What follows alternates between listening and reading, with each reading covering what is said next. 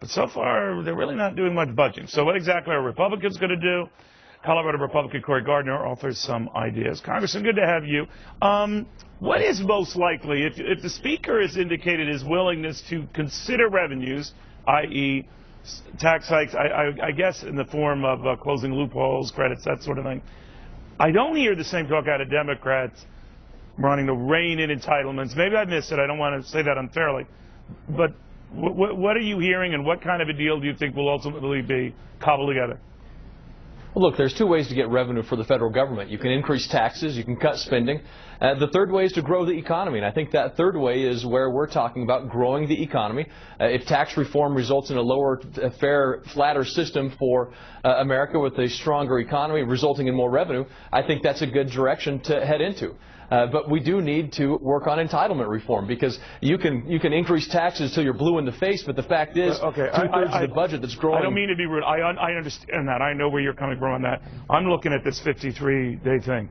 So ahead of that, you would be open to what Speaker Boehner was open to, is closing loopholes, that sort of thing. And if that's part of the deal to extend these rates as they stand now, or the spending cuts, until both sides can cobble together the very thing you talked about, you would be open to that part of it? Well, we can't increase taxes on the American people. If there's loopholes that can be closed, that's one thing. But you can't increase taxes on American business or families. The next 53 days are critical. I just want to be clear. So you're open to closing loopholes, credits. You don't want to increase the tax rates, that I understand. But you would be open to offer the Democrats, all right, you want to address revenues, close these loopholes, credits, we'll be open to do that. In the next 53 days, I think that's something we have to do, as long as we make sure that we don't increase taxes on the American people. I'm sorry, I'm busy trying to save the world here, so not a lot of time. Yeah. Now, the Democrats come back and say what to you in order to get the yay on a deal, a temporary deal to address these thornier and more serious issues. What do you want to hear out of them? You've gone ahead and told them the credits, allowances, I'm willing to junk them. You, my Democratic colleague, do what?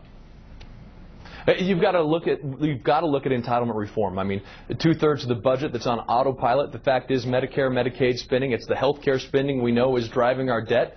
That's got to be on the table, and not just what if they only say verbally, all right, we'll look at entitlement reform, but they offer no skin like you just have with these credits and allowances right now? What do you specifically want to hear out of them in the next 53 days for you guys to shake hands and then do the hard stuff next year?